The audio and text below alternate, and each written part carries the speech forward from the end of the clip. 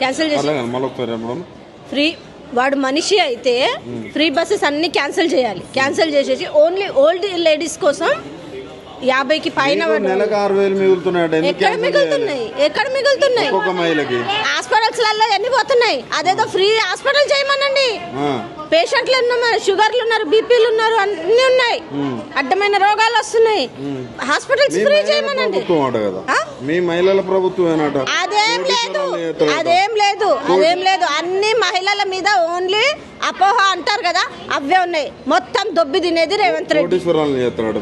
దొబ్బి చేసాడు. ఉన్న వాళ్ళని కూడా బికారీలు చేస్తున్నాడు వాడు. ఉన్న వాళ్ళని కూడా బికారీలను చేస్తుండు. అస్సలు బాలేదు. కేసీఆర్ ఉన్నప్పుడు బాగుంది. ఆయన ఉన్నప్పుడు బియ్యం కానీ రేషన్ కానీ ఏవి ఎక్కువ రేట్లేం లేవు, మీడియంలో ఉన్నాయి. వీడు ఇక్కడ గ్యాస్ బంద్ చేసిండు, మళ్ళీ అక్కడ రేటు పెంచేసిండు. ఇక్కడ తగ్గించిండు, అక్కడ పెంచేసిండు. మళ్ళీ ఇక్కడ ఫ్రీ బస్ అంటున్నాడు. ఫ్రీ బస్ అన్నప్పుడు 3 రోజుల నుంచి ఫ్రీ బస్సులు బంద్ ఉన్నాయి. బస్సులు ఫ్రీ అన్నప్పుడు మాకు నెరవేరుతారు, మేము బస్సు తీస్తామంటారు. మరి వాళ్ళు ఏం చేయంటారు? వాళ్ళకి చెయ్యాలి. వీడు చెయ్యడు, వీడేమి చేయడు.